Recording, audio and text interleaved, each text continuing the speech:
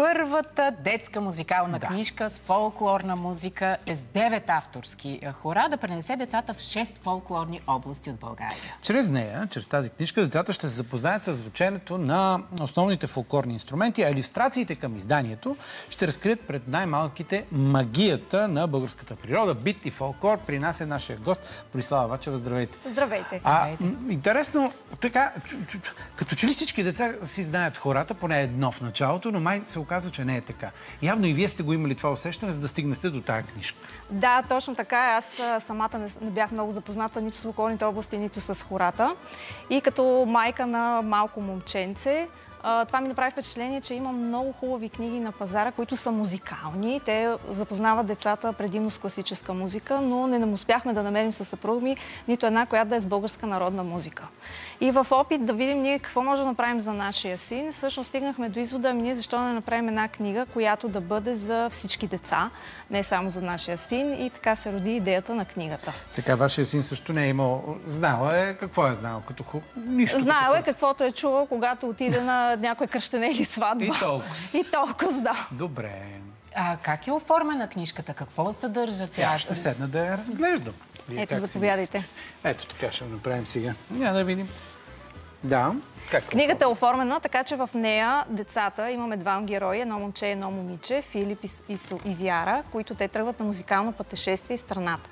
Тръгват от Шопската фолклорна област, там се срещат с хората, които виждат в съответните носии, и природата е съобразена, архитектурата на къщата е съобразена, така че те да могат да се запознаят с това как би изглеждал живота на село в тази област. След което те продължават през Северняшката фолклорна област, Добруджанската, минават по-нататък. Да, ето Северняшката фолклорна област като най-голяма в България сме представили с две хора, Чичовото и Елениното. Чичовото и Елениното, те са сложни. Сложни са, да.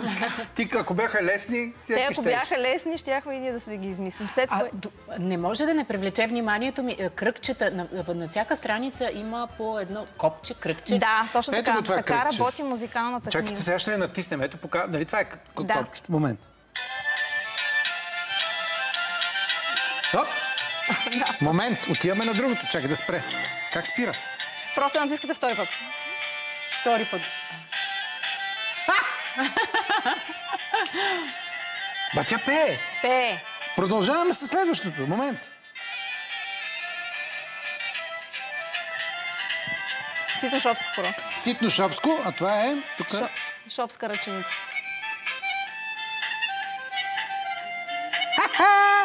Много е забавно. Много се радвам. Това е целта, да създадем емоция на децата, така че да имат... Да, това е 9 страници са, 9 хора, които всяко едно, за всяка една фолклорна област, като някои са представени с 2 и повече. Шопската фолклорна област е представена с 3 хора, а Северняшката с 2.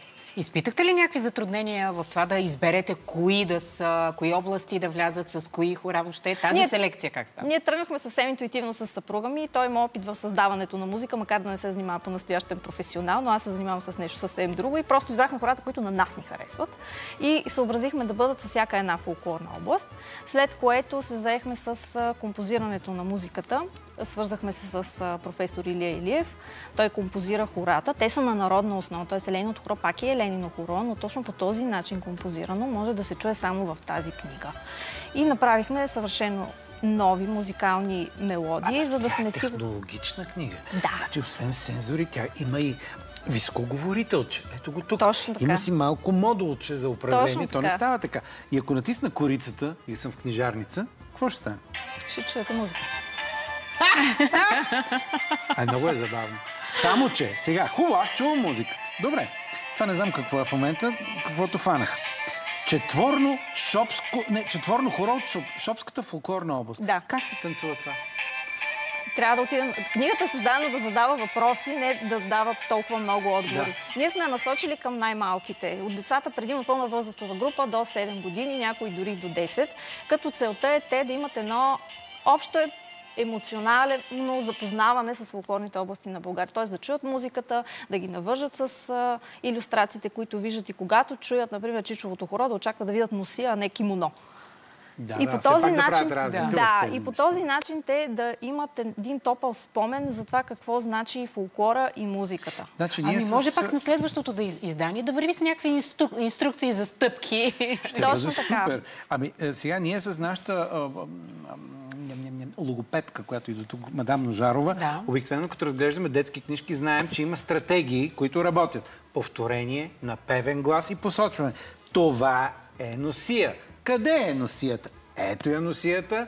И след това, сега това е копче. Като натиснем, какво ще стане? Вие сте детето. Това е Малешевско хоро. Точно и детето става и някакси отвътре почва да го играе. Това ще е вече страхотно. Да, като ние умишлено не сме включили текст в книгата, защото целта не е децата да ги образоваме академично. Какво е хурка, какво е вретено, а по-скоро чрез своя интерес те да търсят отговорите и да задават въпросите при най-близките си, при майка си, баба си, баща си.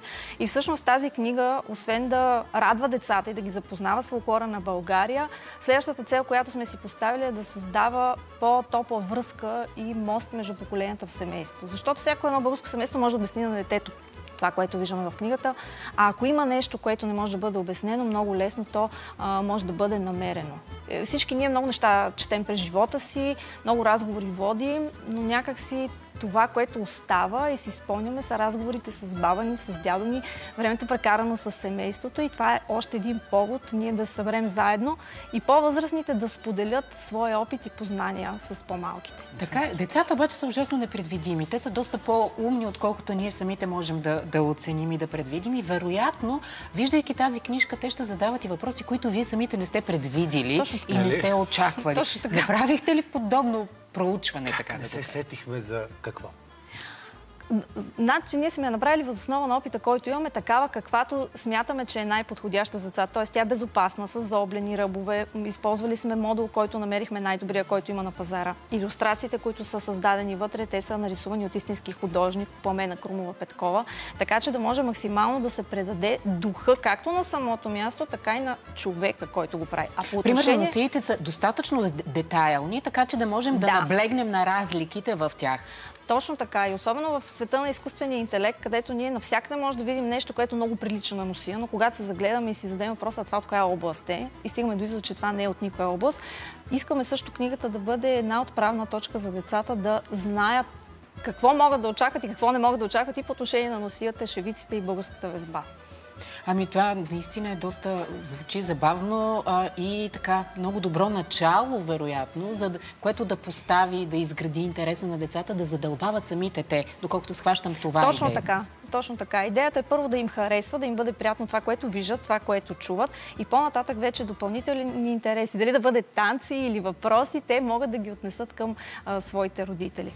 На добър час. Страхотно. Музикално пътешествие из България. Ето така се казва тая книжка и така изглежда.